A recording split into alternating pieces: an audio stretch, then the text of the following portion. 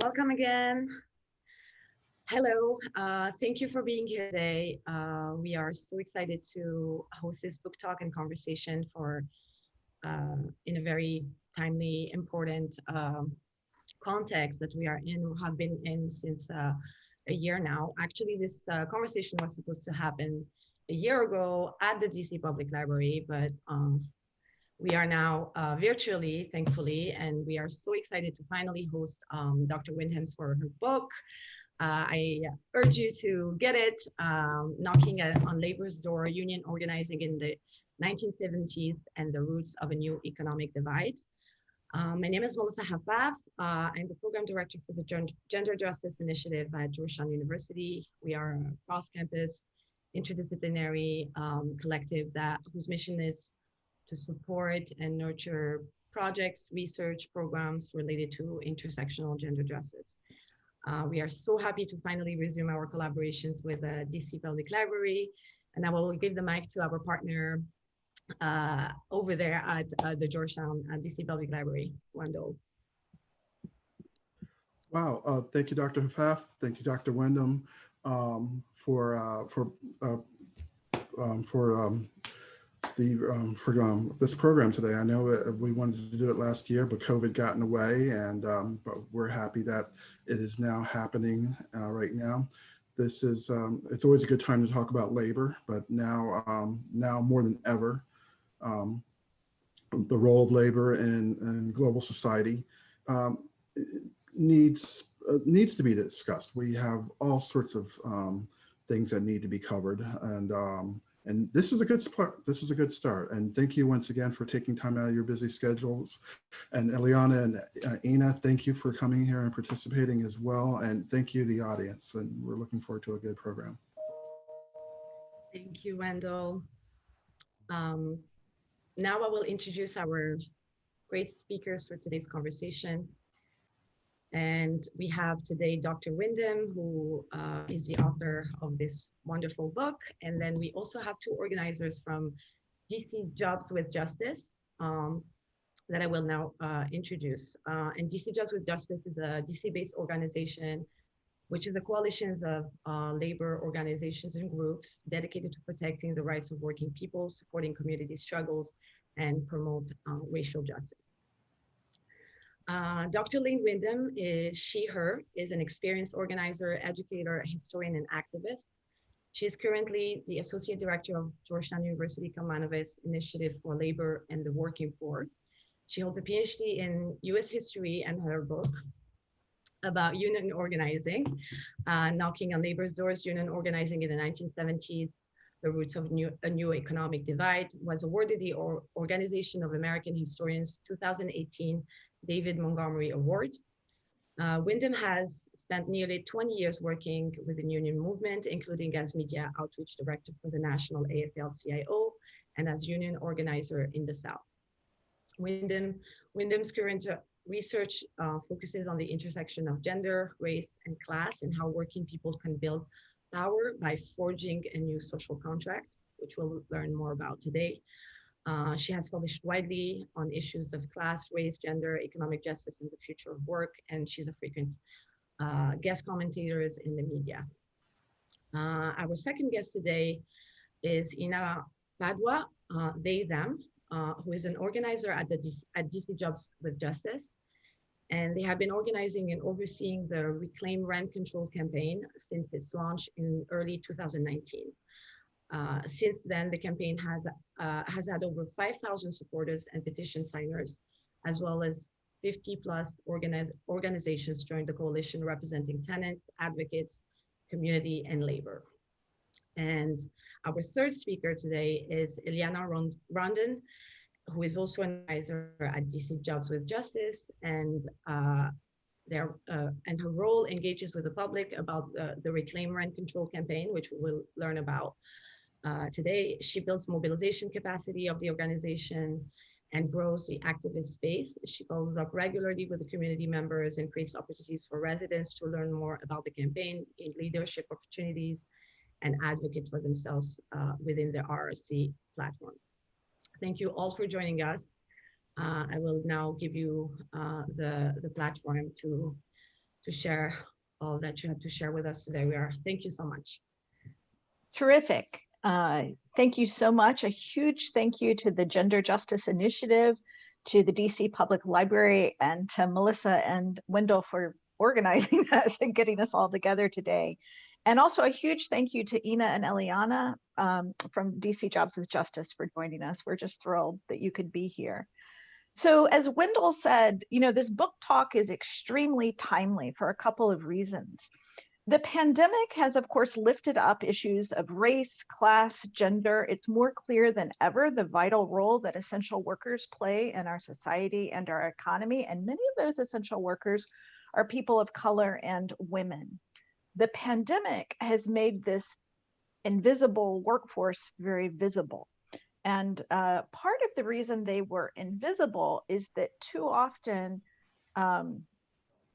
pundits, journalists, academics don't see them or portray them as the core of the US working class. Too often when we think about the working class or we think about a union member, we often think about a white guy in a hard hat. But America's working class is largely female, disproportionately Black and brown. Our public narrative about the working class and unions is flawed, basically, because it's based on an incomplete historical narrative. And so that's what we're doing today, is helping to correct that narrative. This book talk is also really timely because, of course, the Amazon workers down in Bessemer, Alabama are currently voting on their union. They're wrapping up that voting. And Black women are leading that drive. The workforce is 85% African-American, it's majority female.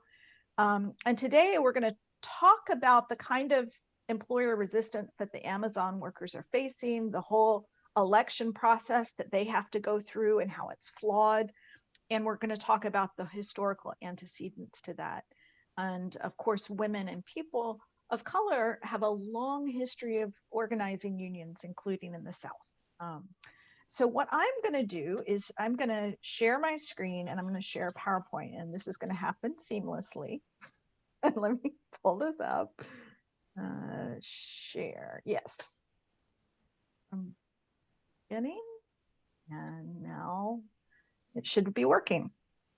So in order to understand how workers got to their present crisis, workers like those essential workers, like the Amazon workers, you really have to understand what happened in the 70s. This is sort of ground zero. You have to look at how working people have contested for power within a transforming capitalism for the last 50 or 60 years. So let's start there in the 1970s. So historians are clear that the 1970s were pivotal years. At the beginning of the decade, things were actually looking really good for workers. Real incomes had roughly doubled since the 1940s. Income inequality was low, and about a quarter of workers were in unions. But then things began to change. There's more global competition. US companies began to see that their rate of profit was slowing. Now, there'd been slowdowns before, but this wasn't one of those cycles. Instead, the 1970s shift was the birth of what I call the new economic divide that we're still living with today. Wages stopped rising along with productivity, and working people did not share in those later recoveries. Meanwhile, union membership took a sharp turn downward. Of course, about a quarter of workers had been in unions, but by the mid-'80s, private sector union density would be cut nearly in half to 14%. Today, union density means the percentage of the workforce in a union.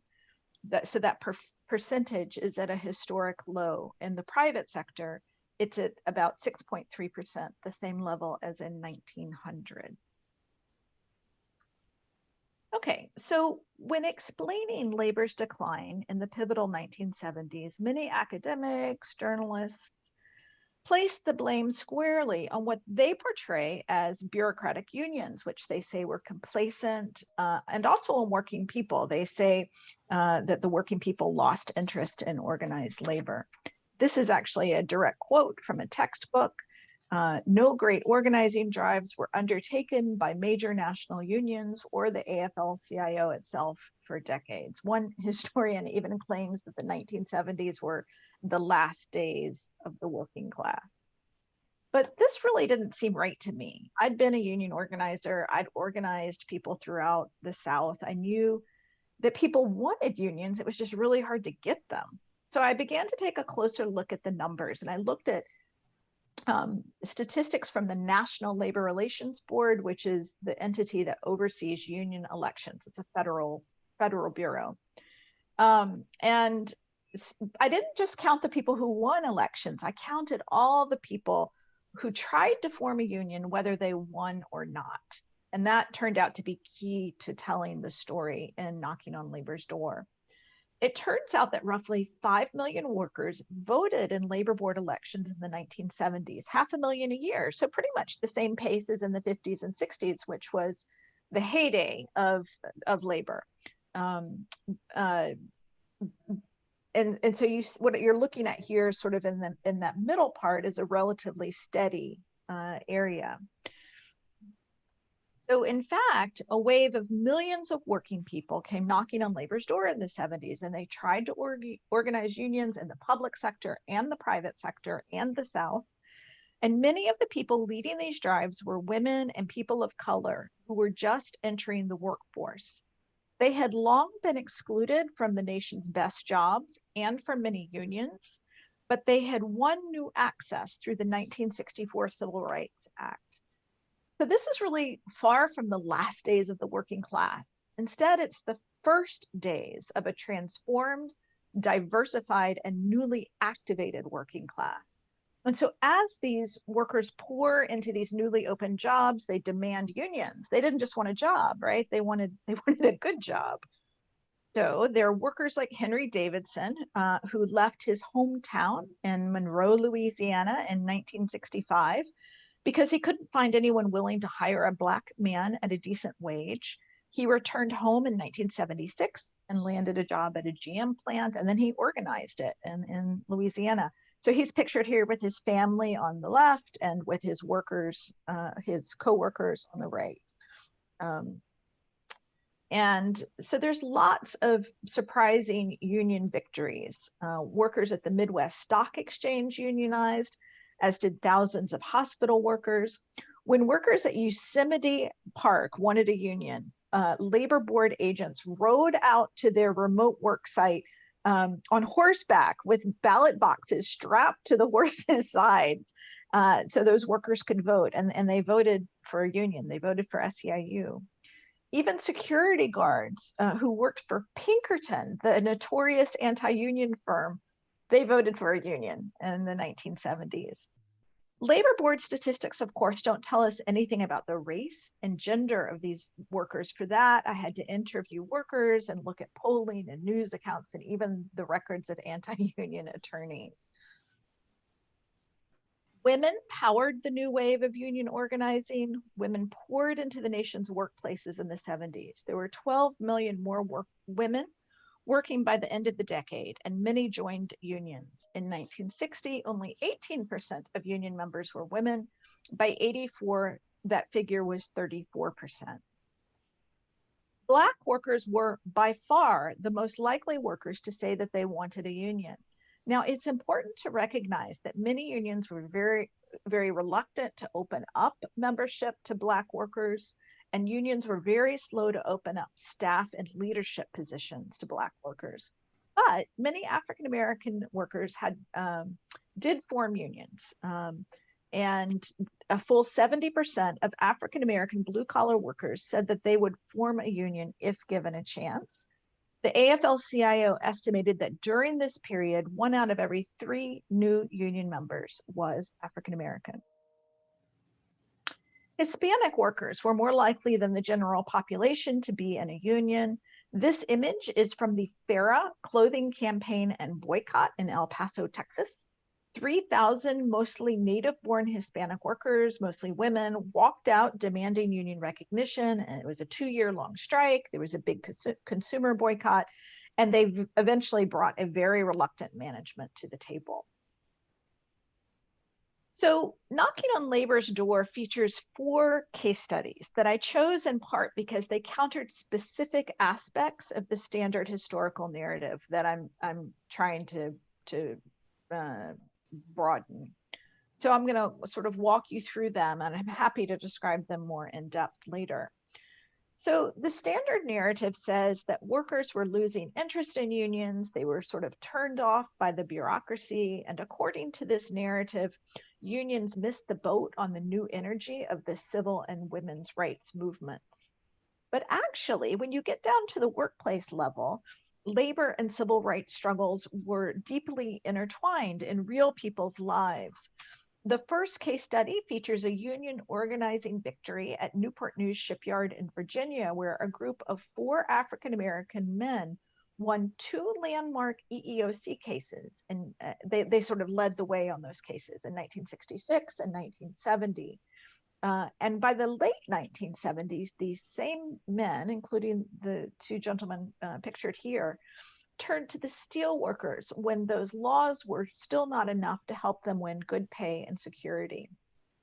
This sparked a union campaign and a labor board election among 19,000 workers. It was the largest labor board election ever in the South. And workers here didn't choose between civil rights and labor rights. They used both in tandem. And that was the reality on the ground a lot of the time. When the workers at Newport News Shipyard couldn't get a contract, they struck for 82 days. Part of that was a wildcat strike, which prompted this violent police reaction. But perhaps the Newport News Shipyard was an outlier, right? Overall, after all, those Navy ships had to be built in the US. Maybe these workers could organize because they were outside the pressures of globalization. So another piece of the standard narrative for labor's decline is that as capitalism globalized, workers sort of automatically and naturally lost power. But globalization is neither neutral nor natural. It's created by human actors. And companies routinely used globalization as a weapon to keep workers from organizing. So in the second case study, I examined union elections in another Southern industrial setting, Cannon Mills in Kannapolis, North Carolina. For years, Black workers had been excluded from jobs in the textile plants, yet they began organizing union as soon as they started coming into the mills in the 1970s. But when they tried to form unions, the company used a globalizing economy as a threat to keep them from organizing. This is a real flyer from the Cannon campaign, where imports was a big theme. And the company's threats worked, even though over half the workers had indicated they wanted a union and signed union cards. By the end of the campaign, the union was defeated 2-1. Okay, but both Newport News and Cannon Mills were industrial settings, and much of the shift in the job market in the 1970s was into service and retail. So part of the standard narrative is, oh, well, unions never tried to organize in these sectors. But retail and service workers did try to form unions, but they faced a wall of employer resistance. So to look at that sector, my third case study focuses on the Woodward and Lothrop department store. Let's see here, see my little things. The Woody's, which of course is a Washington, D.C. institution. I'm sure there are people on this call who remember Woody's.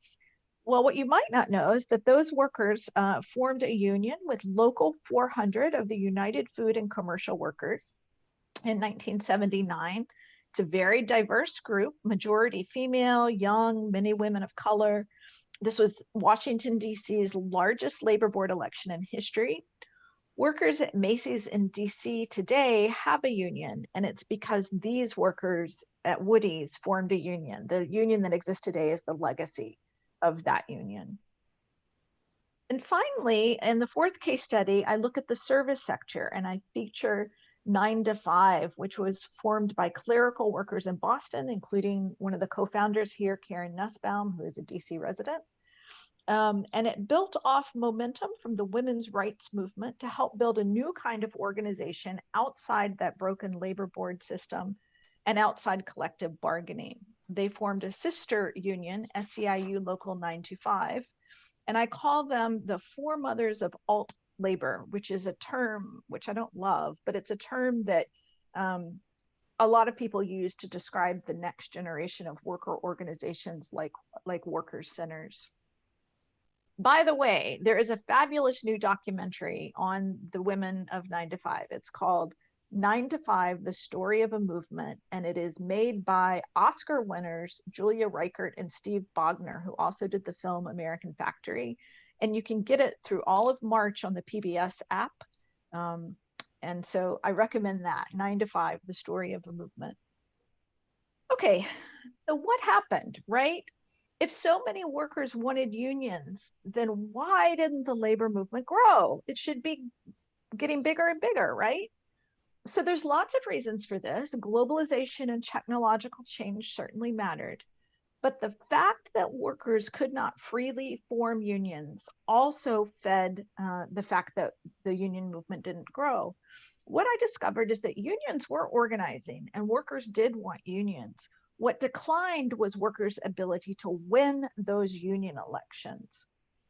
Okay, so many people probably already know this, but I'm just going to do a quick reminder of the onerous process for forming a union in this country through the National Labor Relations Board. And this is the process that the Amazon workers have gone through. First, 30% of workers at a workplace have to sign a union card indicating that they want a union. Often the union waits till 50% have signed a card. Then the union takes all these cards to the labor board, like the ones, these are the Newport News cards. They take them to the labor board, to the government, and then the government schedules an election date, and then they wait 8 to 12 weeks for an election. And during this time, the employer has free access to hold meetings, to force workers to attend meetings against the union, to campaign against the union, and the union has no access inside the workplace. The vast majority of employers fight the effort. About a third fire workers, over half threaten to move, half threaten to cut wages and benefits. And by the way, if the government finds that an employer broke the law, there are no fines. There are no penalties. All the employer has to do is hang a blue and white sign in the break room that says that they broke the law.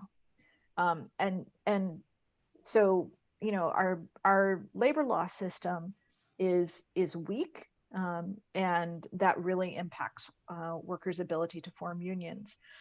Only once workers have gone through this process and still voted for a union is their employer required to sit down and negotiate a collective bargaining agreement that guarantees, that covers wages, healthcare, et cetera. So while employers have never been thrilled to have unions, they dramatically increased their resistance to unions and union organizing in the 1970s. They began to shut the door on new union organizing, and three things changed on this front. First, employers became far more willing to bend and break the law. The number of what are called unfair labor practice charges, which are basically charges that the company broke the law. These charges against employers doubled in the 1970s, as did the number of illegal firings. Here you see the unfair labor practice charges from the 1950s through the 1990s, and you see that dramatic rise in the 70s through the 80s.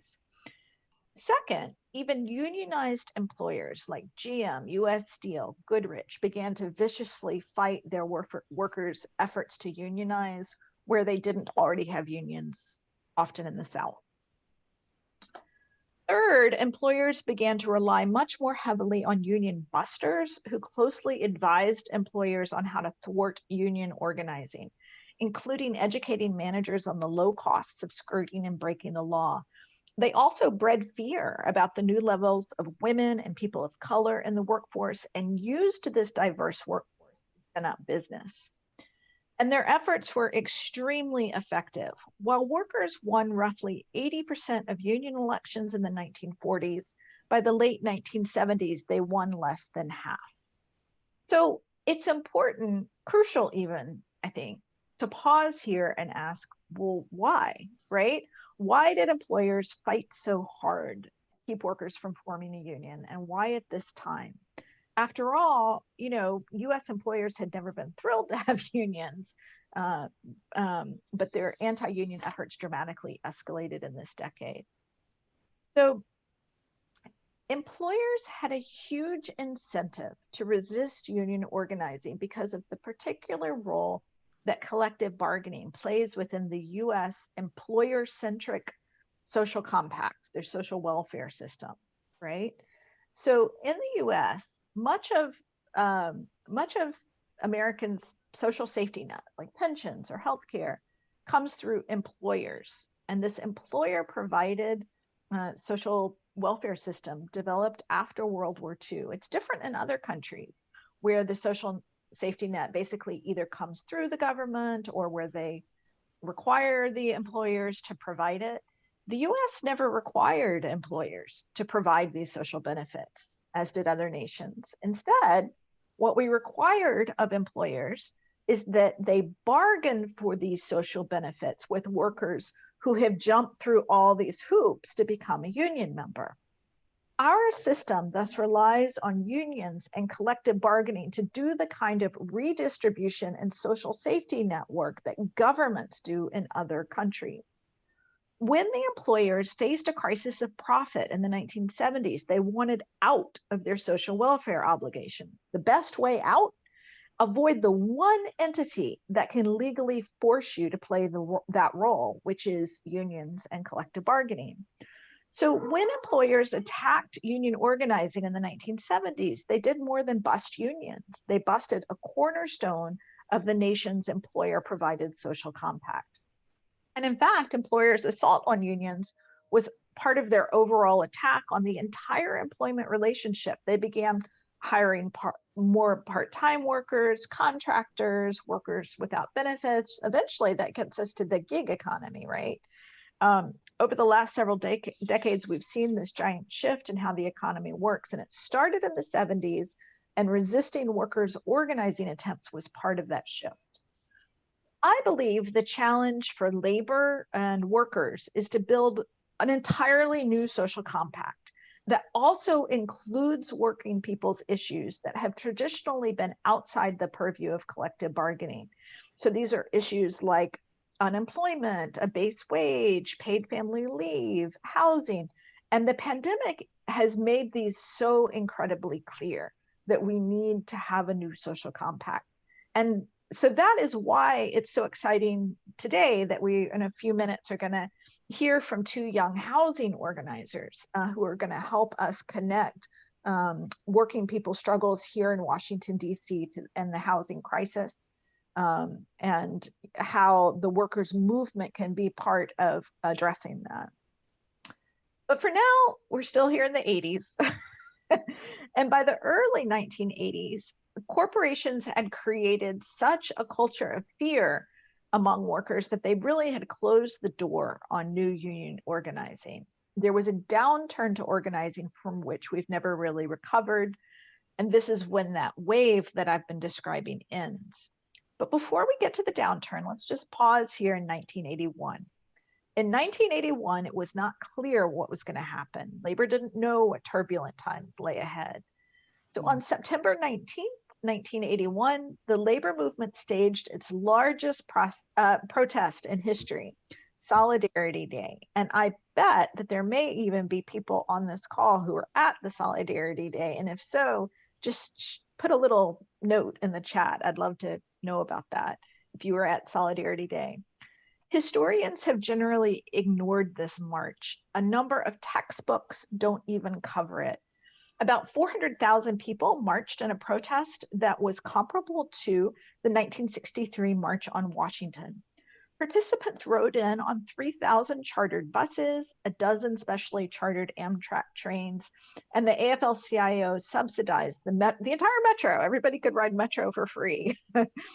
I went through a lot of pictures of this rally, and the group was far more diverse than it would have been even 20 years before. The Civil Rights Act of 1964 transformed not only America's workplaces, but also the labor movement. But the tide soon turned, and not in the direction that the marchers had hoped, for a number of reasons. There's a steep recession in the early 80s. Job losses were concentrated in the unionized manufacturing and construction sectors. The auto workers and steel workers each lost about a third of their membership in 5 years between 1979 and 84. Of course, Reagan is elected, right? And he fired the air traffic controllers, and this chilled organizing.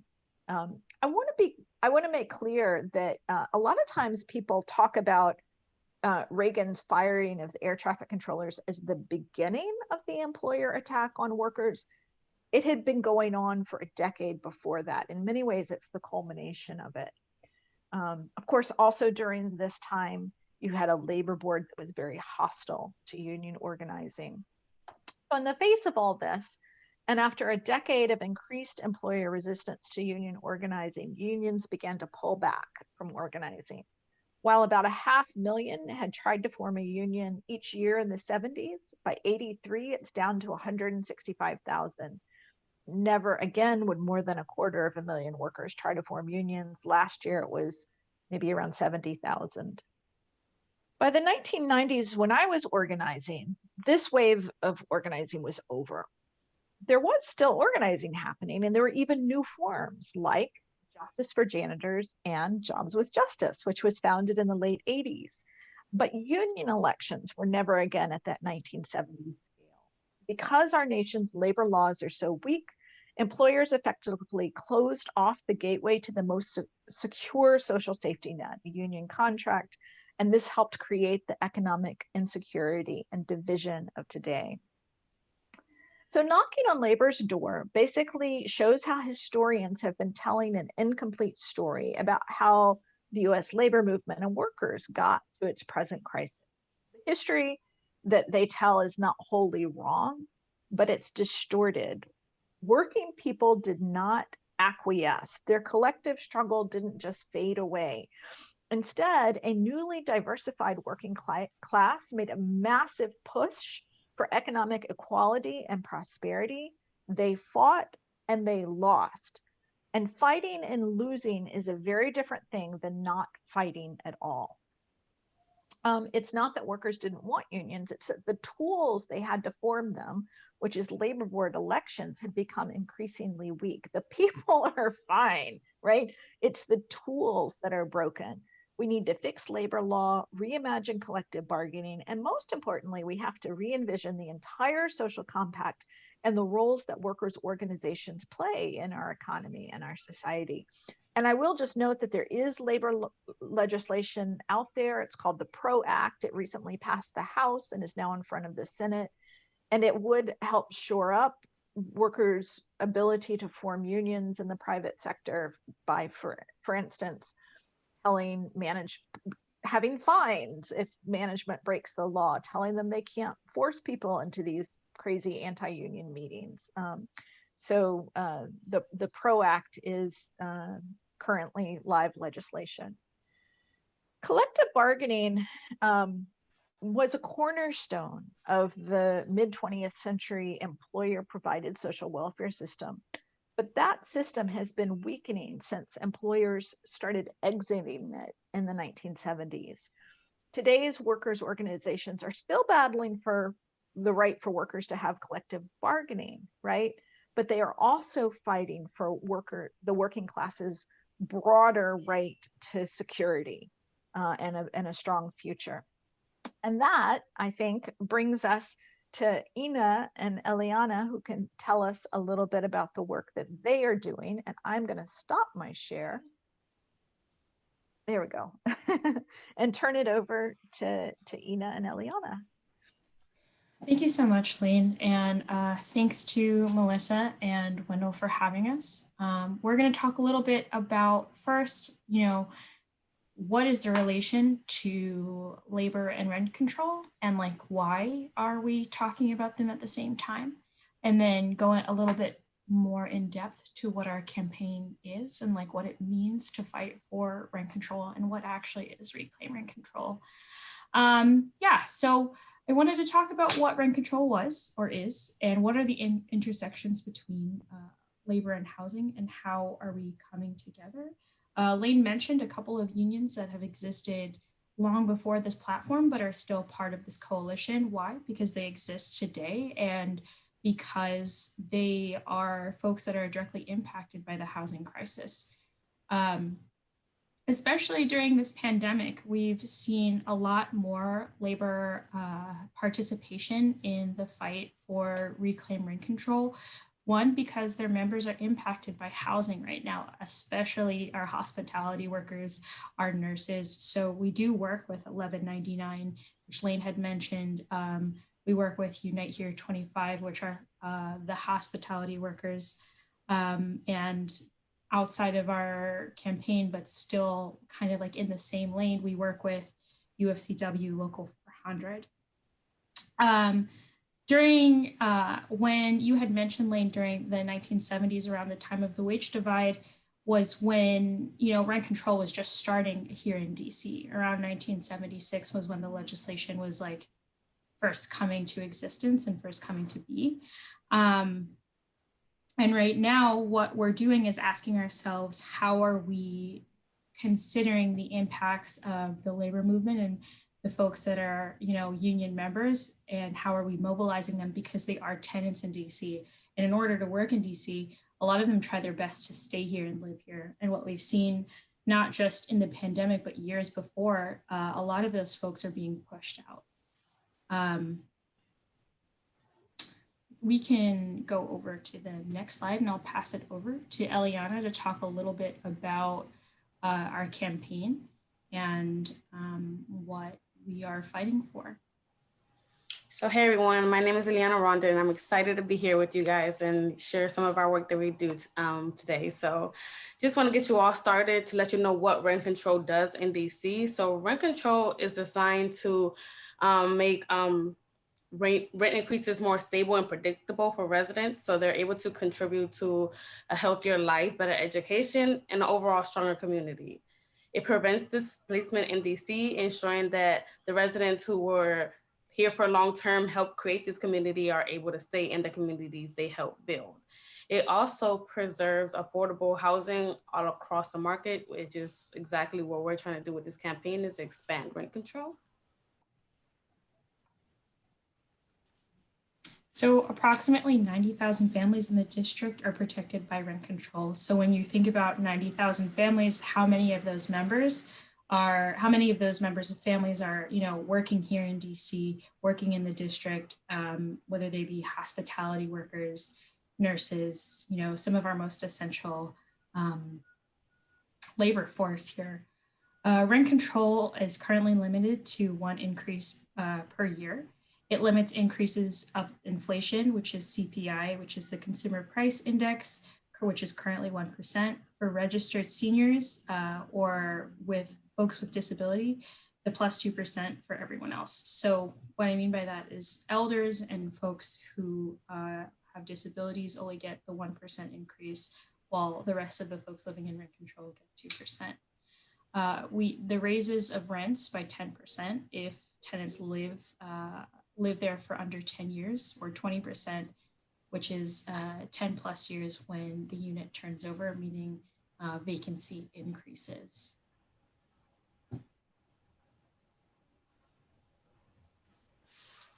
So even though we have rent control in DC, it's not working as well as it should be. Since rent control began in the year 1976, I believe, we have lost 38% of our rent controlled units, which is a lot. And between the years of 2000 and 2013, 20,000 of our Black residents have just been pushed out of the city altogether. And we're trying to change that. And it's really important because most of these residents are long-term residents. They help build this community, but they can no longer afford to live here. So our demands is to keep to keep rent affordable for current residents and future residents. We want to eliminate that 2% on top of the CPI. And we also want to eliminate vacancy increases altogether to make sure that tenants are able to afford their rent. Mm. So right now, what buildings are covered under rent control? Older buildings built before 1976. larger 5+ units, rent-controlled buildings. Rent control isn't covered for Section 8 or public housing or LIHTC. What we want to do is cover or is include 4-unit buildings, because a lot of buildings in DC are actually 4-unit, and that would cover at least 8,000 more units. And we also want to include buildings over 15 years old with a dynamic rolling date. So there was this gap from 1976 onward where they stopped covering housing under rent control. And as we know, with time, buildings are being renewed and renovated, and they kind of like become boxed out of rent control. So we want to change the legislation so that it is a dynamic date, and it's every 15 years we renew rent control so that more units are covered and affordability becomes more commonplace. All right, so there's a lot of loopholes inside of the rent control laws we have now, and one of those loopholes are the petitions or the agreements that are filed by either tenants or landlords. So what we want to do is better balance out the needs of the landlords and the tenants through petition. We want to make sure that those rent increases are temporary instead of permanent. And before a landlord is able to raise the rent via petition, we want to make sure they have a capital reserve and comply with the housing code. So just to give you a quick example on a petition that landlords often use to raise the rent above rent control levels is a voluntary agreement. A voluntary agreement is basically an agreement that if 75% of the tenants agree to some type of fix, or like, for example, they'll say like, we'll fix the front door that's supposed to be fixed if you sign this petition. And most people won't know that. They'll just think that they're signing the petition to get the door fixed, but in reality is raising the rents for future tenants, and they might not know that. And something that I've seen is landlords give the petition in English to a Spanish speaking person, knowing that they don't understand what they're signing. And they're just signing, just thinking that they're getting their front door fixed, when in fact they're raising the rents for future tenants. So that's one of the examples of one of the petitions we want to reform. Right. And oftentimes, like a lot of those petitions, a lot of the things that landlords will promise their tenants are things that should already exist. Repairing an AC unit, fixing, getting rid of the mold in a building, getting rid of, certain infestations. Those are basic requirements that landlords have to have. And if tenants had known their rights prior to that petition, they wouldn't be in that situation. But it's so, it's such a manipulative process that a lot of things just go off the radar. And when I think about it, you start to see like the certain levels of manipulation and parallels between union busting and tenants trying to survive under rent control from their landlords trying to pressure them out so that they can like renovate the building and have essentially gentrification happen. A lot more people coming in who can afford a higher rent for a nicer building. But yeah, if you can go to the next slide. So our demand is only 1 increase per year for all DC renters. So right now that's only under rent control. And this is one of the things that we wanted to consider to like maintain affordability for everyone. Just to add on to that, most people don't know that it's not a law in DC. Some landlords, if there's no contract, they can raise the rents up to 3 times in a year, and that's not fair. So we're just trying to make it inclusive and make sure that all DC residents get one rent raise per year. Okay, so recently last year in 2000, the rent control was reauthorized. However, it was reauthorized for 10 more years without any progression to like the platform. So everything was passed the same. There's still loopholes. There's still ways to get around rent control. So it was put in the, and still causes displacements. So right now, because of COVID and the many years of the unstable rent raise in DCs, many people are facing eviction and displacement.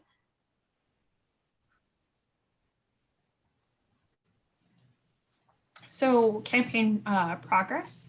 At the same time as reauthorization of our bills, we had it introduced in February of 2020.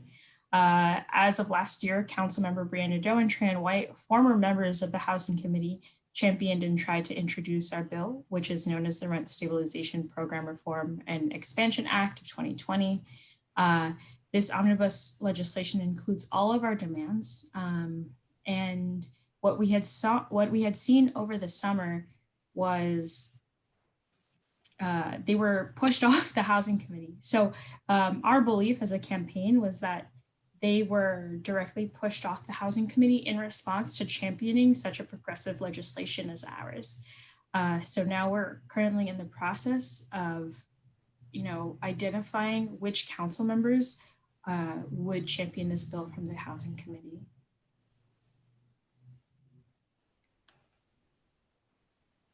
So how can you get involved? The first way you can get involved is by signing our petition. Our petition will link you directly to our platform, so you're updated on everything that's going on with rent control, any trainings we have, any hearings that are coming up. So we will also put that link in the chat, but we really encourage folks that if you want to be involved, the first step is just to sign our petition, and it'll send you a message and we'll keep you updated on the stuff that we have going on. The second thing we have is that there's an tenant engagement group coming up on April 1st at 5. So if you're interested in joining this group, we will just discuss ways and work out and implement ways to get tenants involved in our campaign to reach more impacted tenants, because we're trying to build our base to have this big push at the end of the year to reintroduce our bill. And we're also trying to collaborate with other housing efforts. So we're gonna do a pop ed coach education training with Cancel Rent, which is another progressive campaign for housing that started during COVID, and they're pushing to make things more permanent. So we're excited to do a training with them. And lastly, we have an oversight hearing coming up on the 27th. It's basically oversight hearing for DC budget, and we're just asking folks to come out and testify on behalf of rent control. We just want more comprehensive rent control, making sure that people who've been in DC are able to stay in DC and afford to live here. And another thing is our platform is it makes sure that rent increases stay in line with the wage increase, so people are able to live productive lives and not pay over 30% of their income towards rent.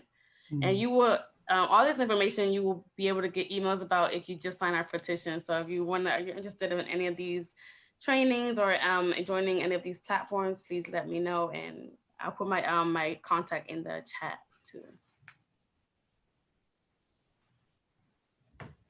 So yeah, DC has a housing crisis, and we have the solution. So please sign our petition, and I will put that in the chat.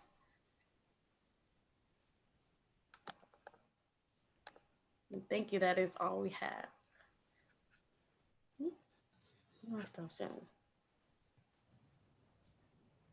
Thank you so much for these great presentation. Thank you, Dr. Windham, for giving us this historical overview of labor in the United States, and answering, I think, some questions that a lot of people have in terms of how did we get here, in terms of having zero protection, in terms of, and I say that as a French Algerian. So when I first moved to the US, and I come with my European sort of experience of healthcare being a basic thing. I mean, that's not a thing apparently. And then protection of labor, and employees having good working conditions and everything that goes with it, and that you don't, that your healthcare does not depend on that. And we saw how with this, in a global pandemic for over a year, people have not only risked their lives, we know who the essential workers are, but beyond that, people have lost their jobs, and their healthcare is tied to the job, knowing that we're in a global pandemic. So there's all of these things that keeps on being shocking to me, and I get even understand way more now how this has been all designed basically to make it very complicated for workers to organize and build these unions. So the law says this, and we have steps, but then the steps are flawed, and we have so much time in between to sort of push workers out if they don't want to comply with what the leadership wants. So thank you so much for it. This was, I think, extremely informative to all of us. And thank you so much, Ina and Eliana, for sharing your work that is so important in these times, again, considering this pandemic, but I think even prior to the pandemic, because your actual campaign started in 2019. So that's outside of it. But I think, again, as we saw, this pandemic has exacerbated all of the already existing inequalities and has had all this intersectional impact. And it's great that you also gave us. So I will share after this program, I will also share with the list of our registrant all the resources that you shared, so that way people can support the work and show up and all of these different ways that you showed. So thank you very much for all of that and your advocacy, your support to our DC community, or communities rather. So I have first a question before, because I see that we have a few questions in the chat, but I would like to, so I have first one for Dr. Windham in terms of, so you gave us this overview since the 70s, getting here now. It seems that from the current, I mean, from these new election, I think there's some topics that are now on the public debate that weren't necessarily as popular. And although they should be quote unquote basic, do you see something here now with this sort of mobilization, and do you see basically the pandemic, knowing all these dramatic effects that it's had, pushing people to want more and to actually do the work, and also maybe voting for candidates that will offer more progressive policies and ideas to protect people on all levels, from housing to healthcare to education, and things like that? So that's a great question. And I think that while it is true that we have a whole new understanding about the working class and workers and the way that it intersects with race and gender since the pandemic, I actually think that there has been a sort of moment for working people that has been building since the Great Recession in 2008 and 2009. You've seen lots of organizing, including among professional workers like adjunct professors, graduate employees, a lot of the digital media like Gawker and Vice and The Onion and others have formed unions. And so you've also seen in 2019, there were more strikes than we'd seen since the early 1980s, including, of course, if you'll remember, the Red for Ed, which was the teachers who, in what we call red states, you know, like Oklahoma or Kentucky, who went out because basically the conservative legislatures had cut funding for education to such a level that the teachers felt they needed to stand up. And so I think that we are living through, another period where people have what some historians call a rights consciousness. And that's true on class issues, on issues of race, like the Black Lives Matter, gender through Me Too, even immigrants' rights issues, like through Day Without an Immigrant marches, right? We're living through a period when people on many levels are seeing the intersections and are demanding their rights. And I think that the demand for unions, but also worker power more generally, is part of that. And so, you know, I see, for instance, Amazon workers, you know, there you have 5,800 workers in Bessemer, Alabama, where the folks have stood up to the treatment that they are facing from Amazon and are trying to form a union. Although it's important to remember, Black women have been leading Southern organizing drives since the 1960s. So while it is certainly notable, I think it's definitely related to the pandemic. It also builds on a long history of organizing efforts. Thank you very much. That gives some hope, I have to say, because again, we are in such a difficult time, and we don't see the end. And if anything, there'll be long-lasting consequences. And I like the fact that you gave this sort of, again, historical and looking at it from a longer project than looking at it from this sort of things that change from one day to the next. And then there's moments that actually push us towards more progress, and hopefully getting more legislations and policies that will protect people. I will ask a question from one of our attendees for you again, Dr. Windham. As Matthew asked, you mentioned this briefly, but how do you think workers can organize in traditionally non-union industries, such as think tanks, gig work, and the tech industry? How can people be convinced to organize even when pay is good? And how can they organize people who may not be physically near one another? Which is a great question, because it's sort of, yeah, piggyback. 12 questions. But I'm happy to talk a little bit and answer these. So let me start by saying the question, the part about how do workers organize even if they're sort of paid well. It's important to recognize that America's workplaces are about the least democratic spaces we have in our society. When you go to work in a non-union workplace, you are essentially checking many of your rights at the door, including the freedom of speech. And people think they have more rights than they do.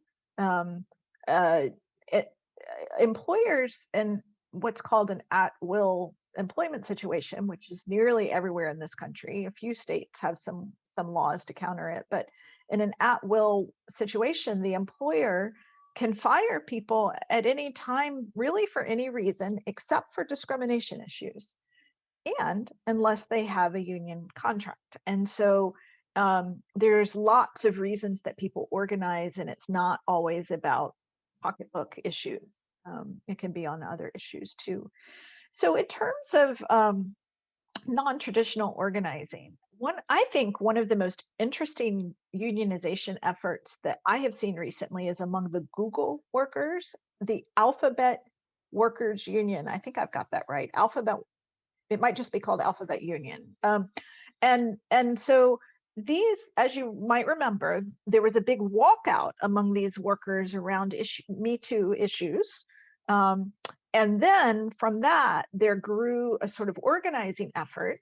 And this group of workers hooked up with a union called the Communication Workers of America. However, they chose not to go through this broken system, this labor law election system that I'm describing, that the Amazon workers are going through right now. They said, you know what, we're going to form what's called a minority union. And we're basically going to walk, talk, and act like a union. We are a union.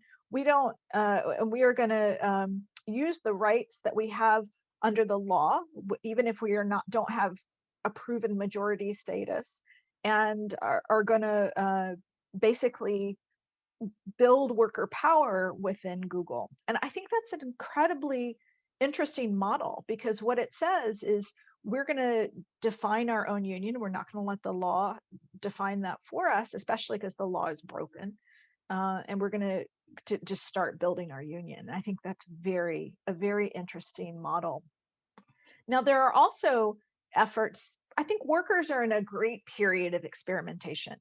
And frankly, I think that the kind of experimentation we're seeing right now is the last time maybe we've seen this kind of level of experimentation was in the 20s and 30s and the 1920s, 1930s. And so workers are experimenting with like, if we all don't have the same employer, how can we build power? So the freelancers union or rideshare drivers united or the taxi workers alliance, the New York taxi workers alliance in New York are all sort of associations that are building power, but they aren't trying to trigger labor board elections. And by the way, that's what the women of 9 to 5 did. And that's one of the case studies, that one of the chapters in the book is they first built an association and then built a sister union. And so, you know, they too were experimenting. So, you know, I think that the key here is that workers have to organize, they have to engage in collective action, and they have to be willing to be flexible because the tools that are currently available to them are broken. Yeah, I hope I got all those questions. Did. I actually have a question for Ina and Eliana, and I was wondering, so there's all these now, I mean, there's been a lot of conversation, but recently and with the hearings yesterday about DC turning into a state, how would that potentially affect the rent control? And is there also other work? Can you tell us about if you know there is similar campaigns and work being done in other places in the US, because also that's what again, from my European perspective, I still don't understand this sort of United States where you're supposed to be equal, right, in all senses of it. And then depending on where you live, guess what? You do not have the same rights actually. So how do can we create also systems, and also maybe for Dr. Windham, that are, you know, go beyond and can actually be deployed sort of all over the place and not just in those regions or cities or places where people have historically organized or who have, you know, been quote unquote more progressive? Yeah, I can speak more to the latter half of that question in terms of, we don't know what, I mean, I can't speak on behalf of like legislatively, like how it would impact rent control, being that, you know, we know rent control kind of operates on a state to state basis, and being that we have rent control in DC, we've kind of just been operating that way. But there is a lot of housing fights nationwide that we have been tapping into. One of them being the New York coalition that has been fighting for the cancellation of rent.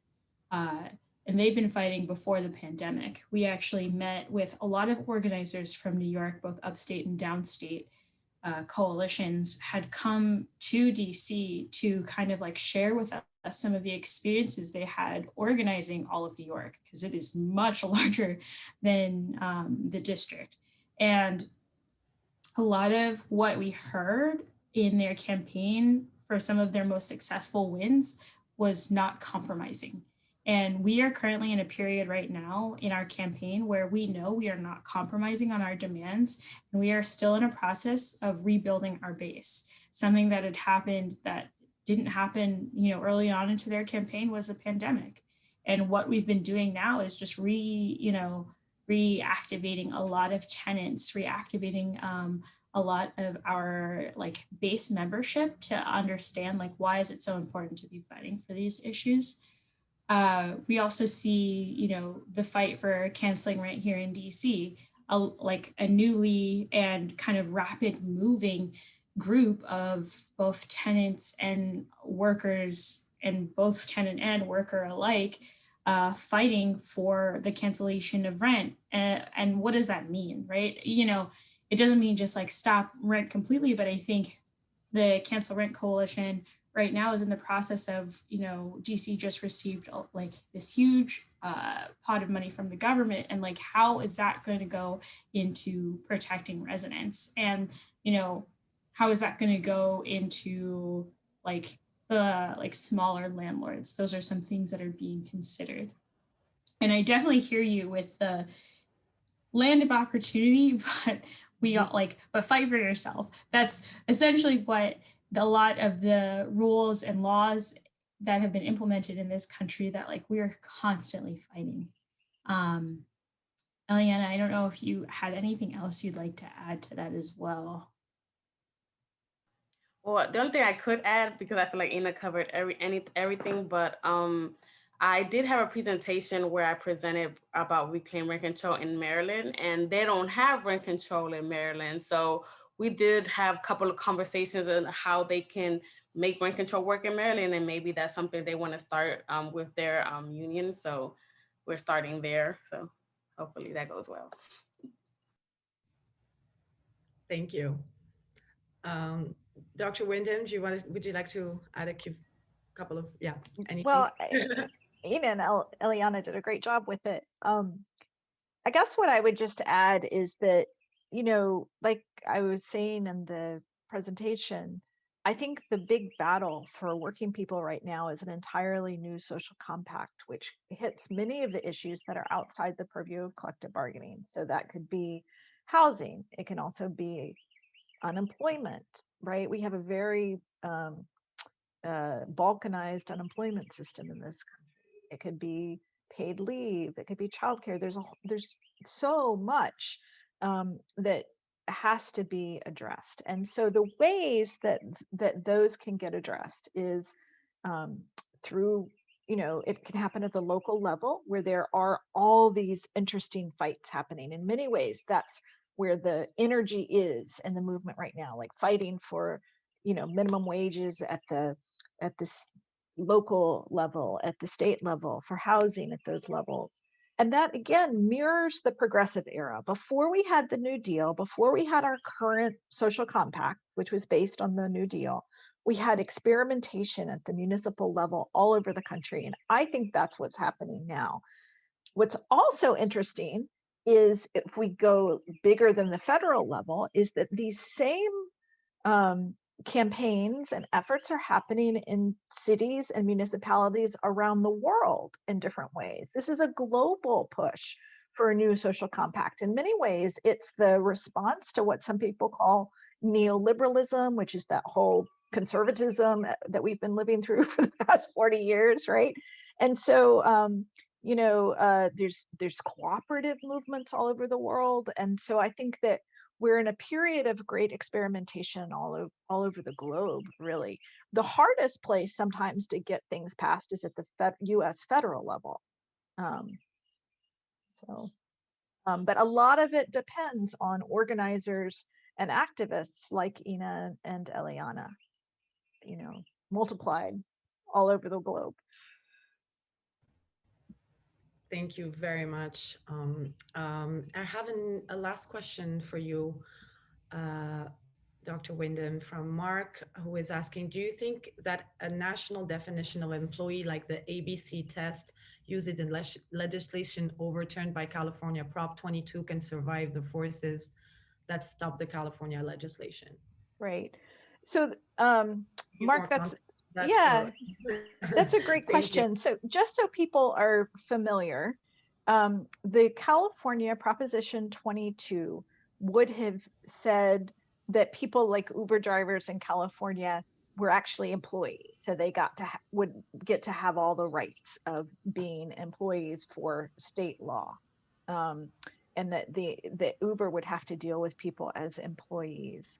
And that proposition was overturned, so it didn't pass, basically. And the ABC test is a strict legal test for making sure that employees are not misclassified as independent contractors, okay, which we've seen in a lot of cases. So the question, Mark, that you're asking is, because you're more of an expert on all these legal issues than I am, but in the US, our system of laws that deal with workers, that deal with employment, it's not like there's one set of laws. It's really bifurcated or balkanized again. So we have the National Labor Relations Act, which governs, the efforts to form unions and collective bargaining. But then there's the Fair Labor Standards Act, there's all the unemployment legislation, and these are all whole separate laws, and all of them have to have this ABC test, right? If they would have to be included in all of those different laws. So for instance, in the PRO Act, it would require that there be this ABC test so that employers couldn't misclassify workers as independent contractors and get out of having those workers be able to vote on a union, basically. And so the employers have sort of cynically fought the PRO Act by saying, oh, freelancers would be forced to have a union. You'd be forced to, you wouldn't be able to have that choice anymore, which is totally not true.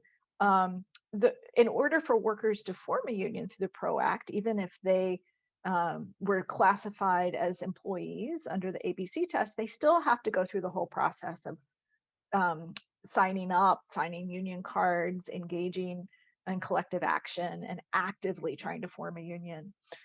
So I think what we're getting at, though, is that there is a very active and united and organized employer force that is resisting all of the efforts that workers are making to have more power within our legal system. And we saw that at work in California. Now, your question is, can it survive? Can workers win? I think that that's the question. That's the battle. That's what we're seeing. That's what we're living through, is this question of who's going to have power within the future of work, within the future of capitalism. And, that's the question. That's what we're discussing today. And I can't predict the future. Yeah. Thank you. Yeah, and we know it's not easy to, and we can't really predict because and again, this is so many systems interlocked, and it's really complex in terms of the many layers of both at the legislature level, but then at the political level, and then there's also the voting. So it's like it's very complex. Thank you very, very much for all of this information.